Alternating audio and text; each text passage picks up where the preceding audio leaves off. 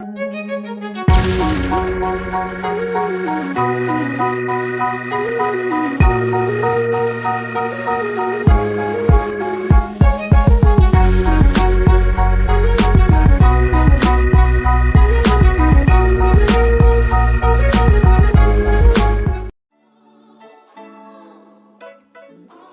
to know the world's greatest inventors and scientists. Written and illustrated by Mike Venezia. Charles Drew, doctor who got the world pumped up to donate blood.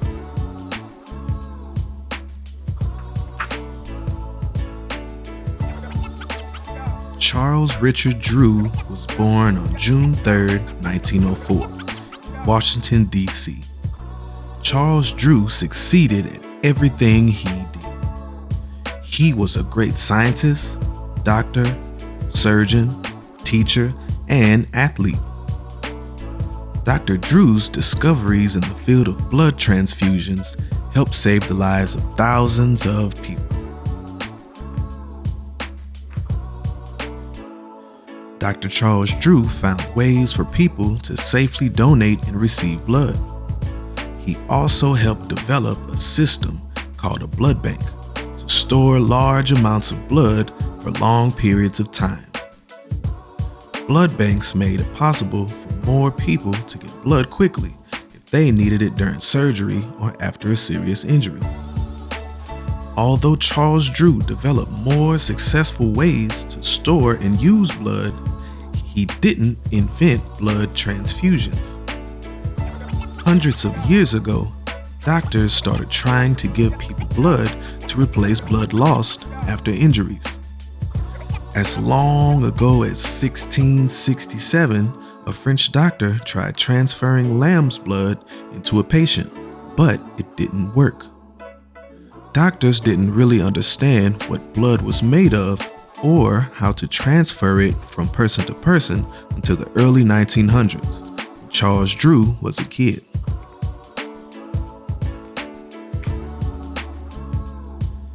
As a kid, Charles was known as Charlie.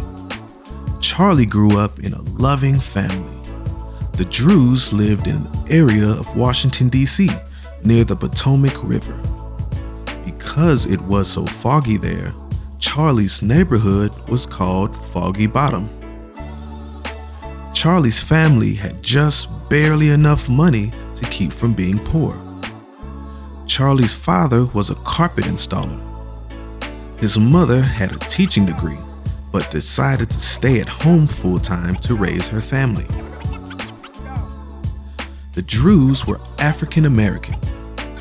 Charlie grew up during a time where there was a lot of racial prejudice in the United States. Much of the country, including Washington, D.C., was segregated. Black citizens were separated from white citizens. African Americans had to use separate restaurants, movie theaters, schools, bathrooms, and swimming pools. They also were kept out of many jobs and were denied many basic rights, such as voting.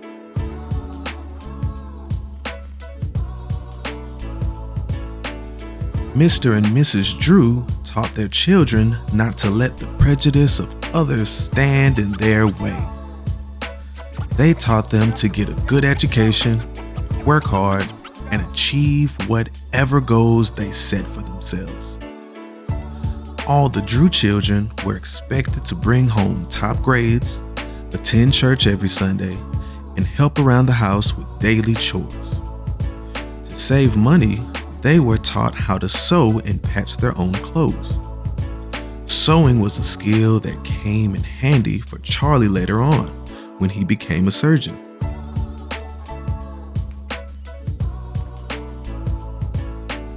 Washington, D.C. had segregated schools when Charlie was growing up, but some of its schools for African American students were among the best schools in the United States. Charlie went to one of those schools, Dunbar High School. Dunbar hired excellent teachers and set very high standards for its students. While Charlie was at Dunbar, It became clear that he wasn't just a great student, but also a great athlete. He became a star on Dunbar's swimming, football, basketball, track, and baseball teams. Between studying and practicing sports, it's amazing that Charlie could keep up all of his activities straight. Charles Drew did so well in sports that he won an athletic scholarship to attend Amherst College in Massachusetts.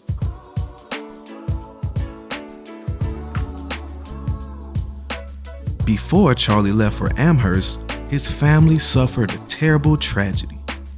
Charlie's 12-year-old sister, Elsie, died of tuberculosis, a lung disease. Losing his sister made Charlie start to think about becoming a doctor. A big change was in store for Charlie when he arrived at Amherst College. It was the first school he attended where almost all the students were white. Sometimes he was treated unfairly or snubbed because of his race, but he didn't let that stop him. Charles always remembered the lessons his parents taught him. He decided not to waste his time getting angry, but to prove people wrong by being the best student and athlete he could be.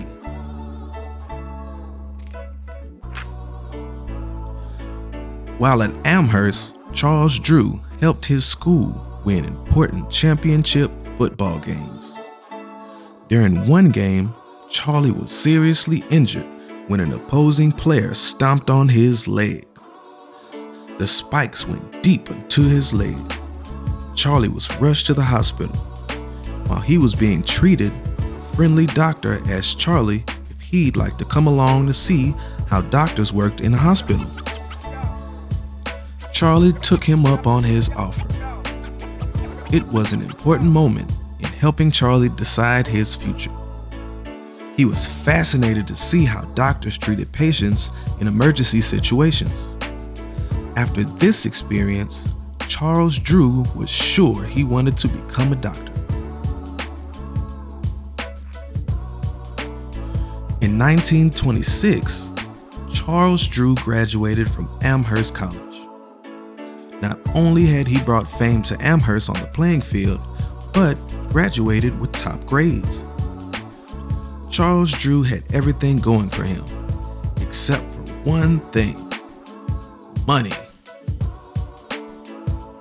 Charles didn't have nearly enough money to pay for medical school, so right away, he took a job as a teacher and a coach at Morgan College in Baltimore, Maryland.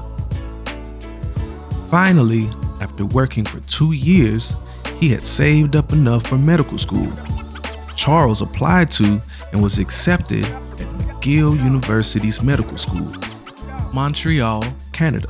Even though Charles took his studies seriously, he still found time for sports. He even set records for McGill's track team. After 5 years, Charles graduated at the top of his class. In 1933, Charles Drew achieved his dream. He had become a doctor of medicine.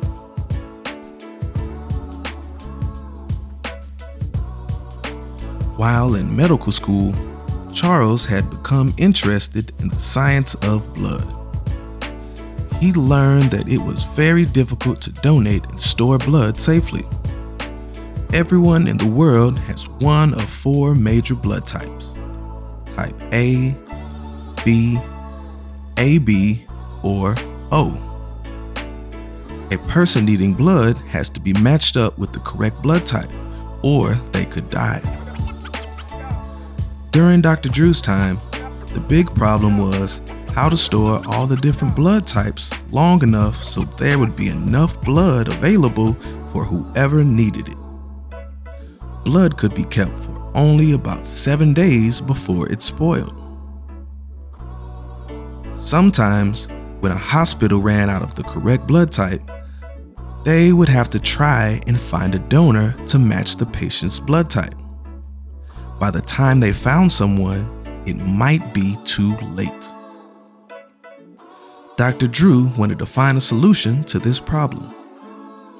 After medical school, he spent several years improving his skills as a doctor, surgeon, and teacher. Then he turned his attention to solving the problem of blood storage. In 1938, Charles Drew was awarded a fellowship to do research on blood at Columbia University's Medical School in New York City. While at Columbia, he made an important discovery about blood plasma. Plasma is the clear liquid in which blood cells float. Dr. Drew discovered that it was red blood cells, the cells that carry oxygen throughout the body, that were causing the problem in storing blood. Red blood cells spoil just after a few days. Dr. Drew found that if you remove the red cells, the remaining plasma could be reserved for weeks. Another good thing about plasma is that it doesn't contain any red cells, so there's no need to worry about matching it to one of the 4 different blood types. Anybody could use any plasma. In an emergency situation, plasma could keep people alive until their bodies could make more blood on their own. While directing a blood bank at Columbia, Dr. Drew developed ways to freeze or dry plasma so that it could be shipped to wherever it was needed. During this busy time, Dr. Drew managed to fall in love and get married. Charles met his future bride during a trip to a medical conference. Charles and Lenore were married in 1939. They eventually had 4 children. Charles Drew, who had always had a good sense of humor, nicknamed their first daughter BB after blood bank. In 1940, Dr. Drew finished his studies at Columbia University. He then continued his research on blood at Howard University, Washington, D.C. As it turned out, Dr. Drew's important discoveries about blood storage came just in the nick of time. World War II, which would have become one of the most destructive, deadly wars in history, was just starting in Europe.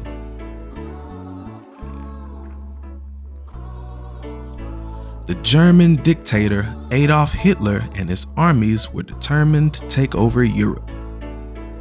London, England, was being bombed constantly by Germany.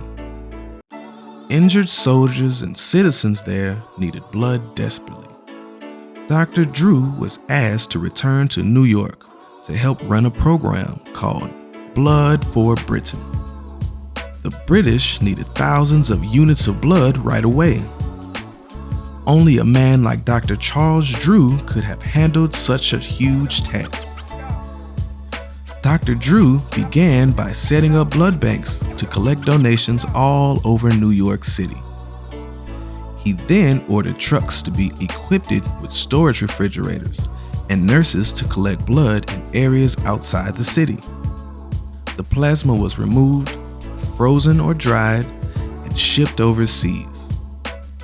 The Blood for Britain program was a huge success. Dr. Drew's discoveries helped save the lives of thousands of people in England. In 1941, the United States entered World War II. Now, America needed its own emergency blood supply. Once again, Dr. Drew was called upon, this time to head up the Red Cross National Blood Collection Program. Unfortunately, while Dr. Drew was setting up the program, he suffered one of his greatest disappointments of his life. He learned that the U.S. military had decided not to accept blood donations from African Americans.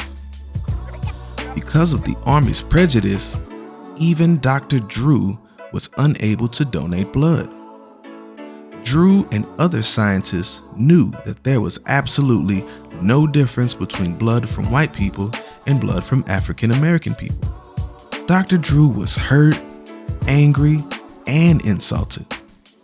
He had spent his life trying to overcome the fear and ignorance that caused prejudice. Charles Drew protested the decision to exclude African American blood. The military eventually agreed to accept the blood of African Americans, but insisted that it be segregated from that of whites. Dr. Drew was deeply disappointed. As soon as the National Blood Program was up and running smoothly, he resigned his post and returned to Howard University in Washington, D.C. There, he began working on what he believed to be his greatest accomplishment. Howard University is a historical black college. It was started right after the Civil War in 1866 to educate former slaves. In the 1940s, Howard University's medical school didn't have a very strong reputation. Dr. Drew helped change that. He dedicated the rest of his life to teaching and training African American medical students. Dr. Drew was a fantastic teacher who inspired many students. Charles Drew didn't want to turn out doctors who were just good. He wanted to turn out doctors and surgeons who were the best in the country. Dr. Charles Drew achieved his goal. Many of his graduates went on to become the very best surgeons in the United States. Sadly, on April 1st, 1950, Dr. Charles Drew died in a car accident while on his way to a medical conference. He was only 45 years old. Dr. Charles Drew was an outstanding doctor, scientist, and teacher. Although his life was cut short, his accomplishments saved many lives and have inspired thousands of people in the world of medicine. The end.